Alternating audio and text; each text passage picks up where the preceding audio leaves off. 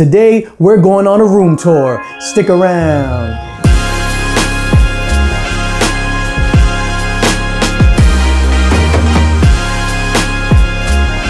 DJ Links is in the building. What's going on, everybody? It's your boy DJ Links, back in the building, back in effect, and back with another video. And today, finally, I am super excited to show you the finished product, what I've been working on for the last couple of months here at Casa de Links. Moved everything that I had in my previous room into this room, along with some stuff that I've been waiting ages to unbox and display. And I am super excited to show you everything that are on these shelves. So without further ado, it's time for the room tour. Let's go.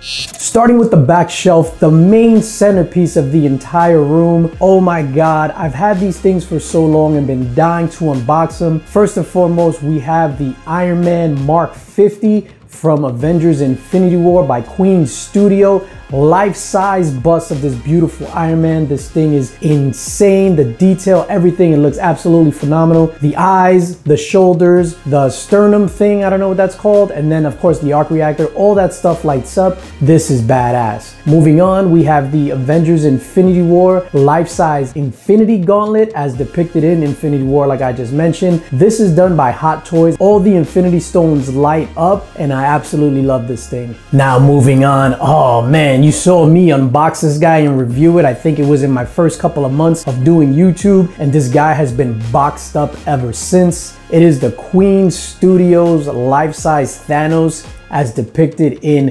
Endgame. It is absolutely the centerpiece of my entire collection. This thing is phenomenal. The detail in the face, the eyes, the teeth, the armor, everything is spot on. I absolutely love this thing. And then of course on the shelf, we have an accolade. This is my Comic Book Community Award from 2002, Best Unboxing Video or Series, DJ Links. So big shout out to Brian LCS and the whole CBC Awards. And then over here in the corner, this is very special to me. This was given to me by Pocan Joe. This is a custom made Hail Crow. I don't know what he made this out of, but it's absolutely insane. It's all metal, wood burn, fire and brimstone on the base that he is on. This is insane as well. So big shout out to Pocan Joe. Moving on to the Marvel side of the room. This is the Marvel Hot Toys shelf. We're gonna start out. We have Venom from the Venom movie. The figure is dope. The movie's trash, but the figure is absolutely dope. We have Daredevil from the Daredevil series. Stan the Man Lee, of course, next to Tom Holland Spider-Man from Spider-Man Homecoming. Behind him, we have Mysterio's Illusion Iron Man. That piece is badass. Then we have Mysterio right behind them, floating above, doing his little hand pyramid stuff. In the back, we have Deadpool from the original Deadpool movie. We have Cable from Deadpool 2. Punisher from the Daredevil series. Then in the back we have Drax the Destroyer, in front of him Wolverine as depicted in X-Men Days of Future Past. We have Gamora as depicted in the original Guardians of the Galaxy film. Then we have Nick Fury from Captain America 2, the Winter Soldier. Behind him we have Peter Quill aka Star-Lord from Avengers Infinity War. Up top we have the Wasp from Ant-Man and the Wasp. She is super dope, just floating there with her wings all flappity flap. Below her we have Professor Hulk from Endgame. Then we have Bucky from Infinity War. Next to him we have Hawkeye, the way he was depicted at the end of Endgame. Behind him we have Carol Danvers. Up top we have Falcon, the way he was depicted in Captain America 2, super dope. Then you have Thor calling on Mjolnir and Stormbreaker as depicted in Endgame. In front of him we have Ant-Man. This is from the original Ant-Man film. And then here, the centerpiece of this entire shelf, my two guys, Tony Stark, right before he sacrificed his life to bring everybody back that was dusted. This piece is absolutely phenomenal. The detail in this entire figure is nuts. And then of course behind him, standing tall in the middle of all the figures, we have Thanos the way he was in Endgame. Super dope pieces. To Thanos' left, we have Captain America from Endgame holding Mjolnir with the broken shield. And then in front of him, we have Iron Spider-Man as depicted in Avengers Infinity War. Moving on, we have the Black Panther from Captain America Civil War. In front of him, we have Black Widow from Endgame. Behind Black Panther, that's Doctor Strange from the original standalone Doctor Strange movie. And then to his left, we have Iron Patriot. Now, I bought this and I was supposed to do a review of this Iron Patriot. I'm glad I did it because This shit was so hard to put together. In front of him, we have Groot from Avengers Infinity War. And then, of course, between Groot and Black Widow,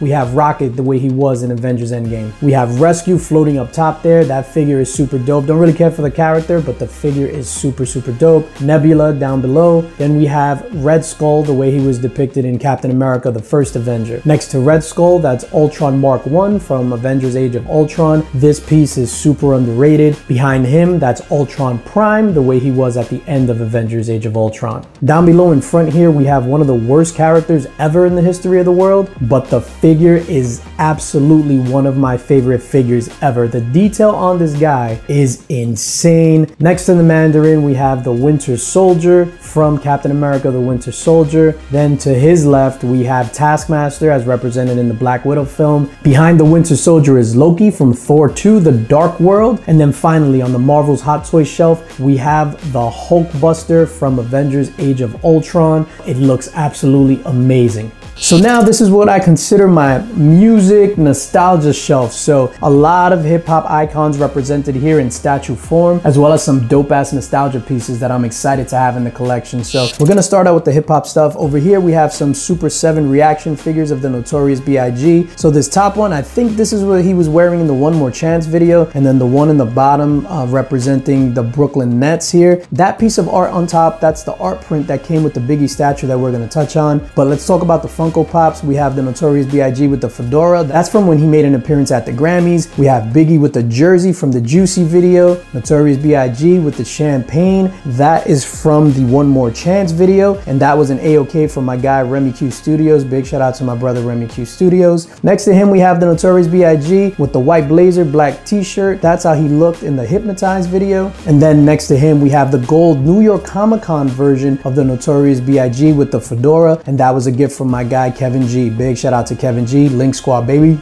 Underneath those Funko Pops, we have the Funko Pop albums. So we have Biggie's Ready to Die, Life After Death, and Born Again. Those are pretty dope. So then over here, we have the 10-inch Biggie with the crown. And then in the middle, we have this fantastic statue of the Notorious B.I.G. Super, super dope, super clean, like my guy Comic Book Drip Doggy likes to say. Big shout out to the dog. This thing is amazing. I absolutely love it. It was done by Scartaccio in collaboration with Invisible Bully. I love this statue. Next to the statue of Biggie, we have another Funko piece, and this is of Biggie in his white suit, and this was a gift from my guy Remy Q Studios. In the back, we have some more Funko Pops. First, there's a Funko Pop of me that was gifted to me by my daughter. Apparently, my Funko Pop thinks he's a rapper and likes to hang around with all the rappers. Underneath that is a Funko Pop of DMC from Run DMC. This one was signed at New York Comic Con 2021. I was able to meet DMC and I was starstruck. I couldn't even talk. On the back of the wall, we have some more hip hop stuff. We have Grandmaster Flash, a DJ icon, invented the scratch. The guy is a genius. Then we have the 2-pack of Eric B and Rakim. Rakim, one of the dopest MCs of all time. And then next to him, we have Slick Rick, MC Ricky D, an icon in the hip hop community. And then under them, another reaction figure of ODB, this time with the whole welfare card, just like his first album. Speaking of ODB, represented here by Sideshow, Old Dirty Bastard in a stylized statue. It's him coming out the Chambers Street train station with the Brooklyn Bridge in the background. This thing is super dope. Here we have a Big Pun statue slash vinyl figure done by Food Stamps. This thing is ill. Behind ODB here, that's a cassette of the Purple Tape, Raekwon's Only Built for Cuban Links. That's the 20th anniversary special box set. Next to that, we have what I would consider the GOAT soundtrack, one of the greatest albums of all time, and that's Prince and the Revolution with Purple Rain. This is a first pressing from 1984. I definitely wanted to pair it with this fantastic Prince statue. Now, I got this not so long ago. You might have seen the review. This is Prince as depicted on that Purple Rain cover, done by PCS in 1/6 scale form. This thing is crazy. Now, moving on to the nostalgia section of this shelf. These are things that I grew up loving and I wanted to get back. Some of these things are original toys from my childhood. Some of them are not. This section is incomplete. So first we're gonna start out with My Pet Monster. My Pet Monster was my best friend growing up as a kid. I remember I got this and I cried when I opened the box. This thing is in pristine condition, no chipping on the hands or the feet. This is a near mint My Pet Monster. It is absolutely amazing. Behind him, another childhood favorite. You might have seen him make an appearance on In the Mix this past week. This is Billy Baloney from Pee-wee's Playhouse. I had this as a kid and I used to drive people nuts because I would be like, I'm not making fun of you, Billy is. Then moving on, we're going to talk about what's in the background on the wall. So we have the Teenage Mutant Ninja Turtles. We got Leonardo, Donatello, Raphael, Michelangelo. Underneath those, we have Splinter, Shredder, Rocksteady, and Bebop. In front of those, we have Mondo's 1/6 scale turtle figures. So we have Leonardo, Donatello, Raphael, and Michelangelo all rocking the original red bandanas. And then moving on to the wall, Ghostbusters, the real Ghostbusters, not that fake shit with the monkey and all that. These Ghostbusters, these were the jam. So we got Ray Stantz, Egon, Peter, and Winston. So then in the front, what I was talking about that's not complete, well, we have some Mousers in the back of the Turtles, but here in the front, we have some figures, and I need to add some more figures. I actually can't find some of them. I need to clean out the other room. So here we have Flint. It looks like he just got Darth Maul chopped in half. And then next to him, we have Shipwreck. I got those two figures from my guy, Mr. Biggie Shack. Big shout out to Biggie Shack. Next to Shipwreck, we have Lord Dread from Captain Power. Next to him, we have Mr. T, another thing that I just freshly unboxed. Next to him, Rambo from the Rambo cartoon. Yes, Rambo had a cartoon.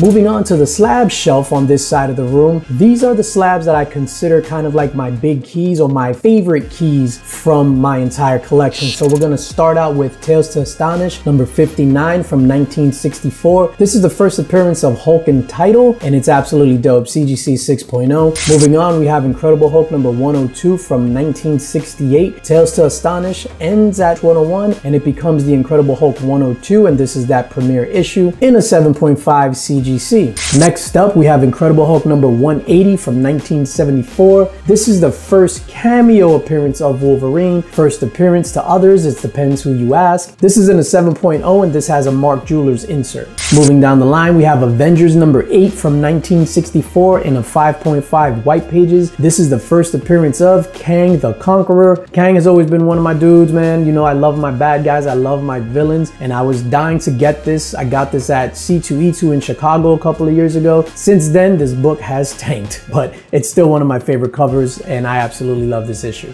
Next up, we have Iron Man number 1 from 1968 in a CGC 5.0. This is the first issue in the Iron Man standalone series. Previous to this, it was Iron Man and Submariner, and this thing is dope. I picked this up recently. I probably had it like a month. Next up, we have Iron Man number 55 from 1973. CGC white pages, yellow label. This one is sketched and signed by Joe Sinnott, signed by Jim Starlin, and signed by the late Stan Lee. This is one of my favorite pieces in the collection. This is, of course, the first appearance of Thanos, the first appearance of Drax the Destroyer, the first appearance of Star Fox, Kronos, and the Blood Brothers. I absolutely love this book.